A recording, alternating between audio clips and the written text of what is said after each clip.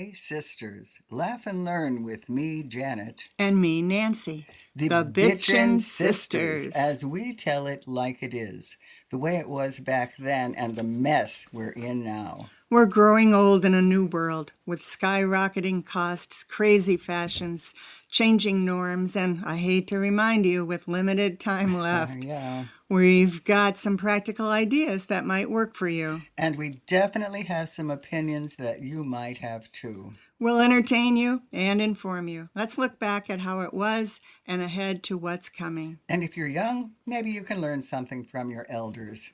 Supposedly we're wise, but we've definitely been there and done that. Whatever happened to those hippies? Well, you know, Janet, as well as me, that growing up, Mom and Dad, they were good providers. Yeah, They very. gave us food, clothing, a roof over our head, the three essentials. And I thought we were rich because all our needs were met. And once I went to college, it was at Florida State in Tallahassee in 67. I started to find my own way, both in my thoughts and in how I lived. I lived, Janet, with sweet abandon and no boundaries. For one thing, I didn't have a car, so I hitchhiked a lot. Mom and Dad knew about this because I remember going home once and sitting on their bed with them and asking for a car. And I said, well, if I don't have a car, I'm going to hitchhike. And they didn't budge.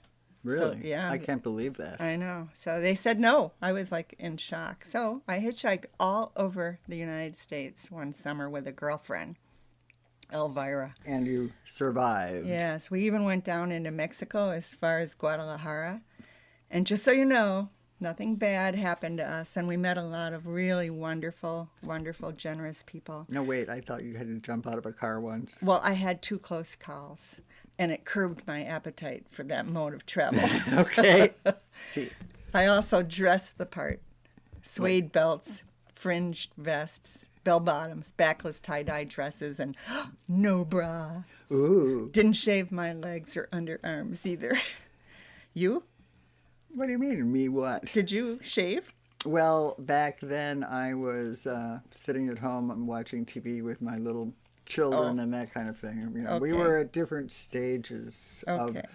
development, shall we say. Oh, that's a yeah, good and I word. had no idea you were doing these kinds of things back then. No, Mom and Dad never talked about Really? us kids to each other. Really? I didn't. Yeah, like I didn't know what Roger and Gary were or you were up to. They didn't tell us. I even had an afro. Did you know that?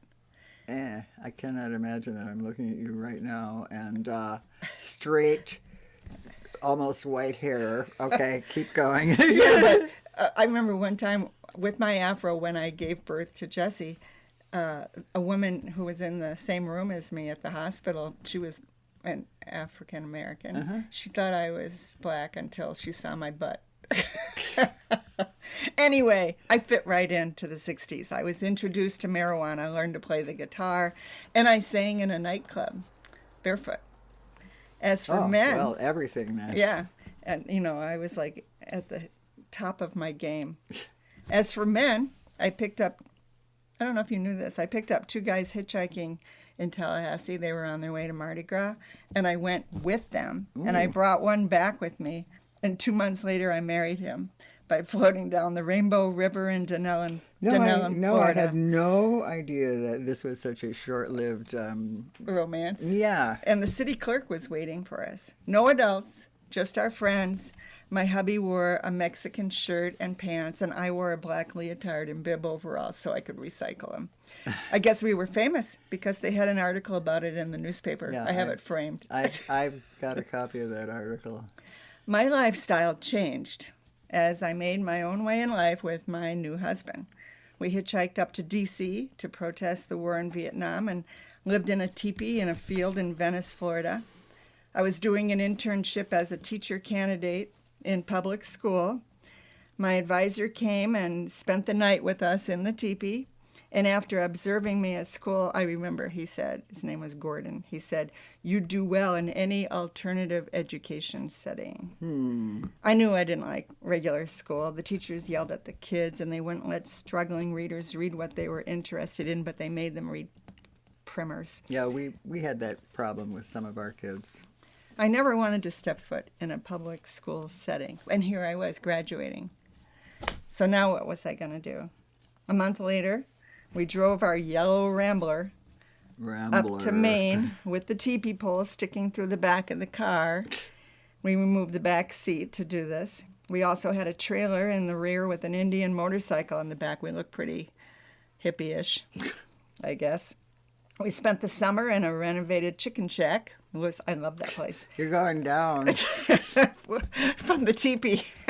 I cleaned house for a millionaire, and my other half helped take care of summer cottages off the coast. You know, it was a wonderful life. I was just going to say, this sounds horrible. Well, even with a college degree, I was still floundering, though, in the dark. What did I want to do with my life? We moved to an apartment in Orono, and I waitressed, and my husband pursued a master's in fine arts. I marveled at how he and many of our friends had a direction in life.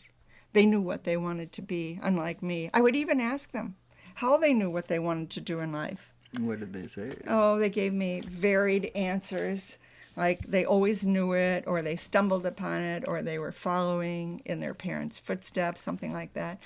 In fact, I would cry at night wondering what I was put on earth to accomplish. You really think you were put on earth to accomplish something? That's the first mistake, I think. Okay. Eventually, I stumbled on my purpose in life. My hippie ways led me to believe in peace. I believed in not hurting people or animals. I became a vegetarian for 17 years, and I lived off of Moosewood Cookbook. I loved all the I think peace. you gave one to me. I have that. Oh, I love still. that. I love that cookbook. I loved all the peace songs sung by folk music stars from Joni Mitchell, Bob Dylan, Peter, Paul and Mary, Joan Baez. One day, I got a book from you. What? You probably don't even remember this. It was a book by Maria Montessori. Ah. And I identified... Something about something mind. Something mind. Well, anyway, okay. I think you gave it to me because your daughter was in Montessori school. She went to Montessori when she was 2 years old. Well, why did you give it to me? I probably thought it would be of interest to you. I mean, I read it and then I got her involved. Did you like it? The book? Yeah. It was called Her Life and Work, I think. Didn't she start with some handicapped little kids, and then she worked with them and they became pretty normalized? Yes, and everybody was shocked. Yeah. Yeah. Well, I identified with her ideas about how to educate for peace. My favorite quote of hers is, "Avoiding war is the work of politics or politicians. Establishing peace is the work of education." So I visited. I mean, it spurred me. I visited several Montessori schools, and I observed teachers guiding kids with special materials. And the kids were happy, and they were not sitting in their seats. They were moving around with purpose. There was a quiet hum to the room and no desks. And it was sometimes hard to even find the teacher because she was on the floor working with the kids, not in front of the room. So I signed up immediately for a correspondence course from London to become a Montessori teacher back when there were no computers. And this is about when? What year, more or less? 80. Oh, okay. In essence, I was transformed by that book, by the teachings of Maria Montessori. Though my dress, my brief use of drugs and hitchhiking has all come to an end now, the part of my soul that believes in peace remains very strong. And from that seed, I blossomed. I had my own private Montessori school. I helped start 5 charter Montessori schools, and I taught in one for over 15 years. I've taught college classes on Montessori, started Wisconsin Montessori Association, Maine Montessori Association, and even in retirement, I continue to give workshops, and I'm speaking at a conference in January. I've mentored upcoming Montessori teachers. I mean, my life is Montessori. I love every bit of it, all because I know the purpose is for peaceful generations of the future. They're our only hope, and I'm doing my part to bring this type of education to kids for free through charter Montessori. Otherwise, it's very, very expensive. And you're actually doing it. You've You've actually done it. He's related to you too, but my let's see, great-grandson Thatcher went to the Montessori school in Viroqua, Wisconsin, that you established years ago. Yeah. Yeah. Isn't that funny? And so, ultimately, out of my journey to discover what I was supposed to do on this earth, I finally found peace within myself. I had found a purpose. So if you wonder whatever happened to the hippies, you may not see us all dressed up in our 60s garb, but the ideals of global peace and love and respect for all still remain. Wow, you're a much better person than I am. I have to admit, at last. I don't have any. I'm still a hippie. Is the problem? I shouldn't even say that. I had a totally different. I won't go into detail, but I started out, as I say, when you were doing some of these things. I was sitting at home, watching like the Beverly Hillbillies. Well, you were a mom, right? Yeah, and this is what and my husband went to work, and I stayed home with the one child. Eventually there were two. And I don't know, everyone had always said, you're growing up, you're going to be an artist. So I took a different path, and it wasn't nearly as changeable and interesting as yours. And perhaps it will be told on another episode of Old and in the Way.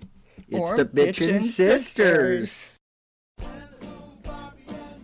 Janet and I come to you twice a month with new episodes. Some are funny, some are serious, some are just our crazy opinions. I hope you enjoyed our show.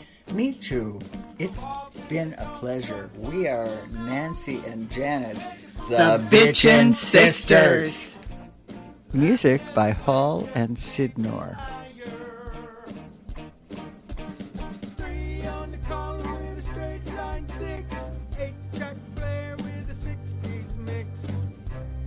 Picking up pieces along the way.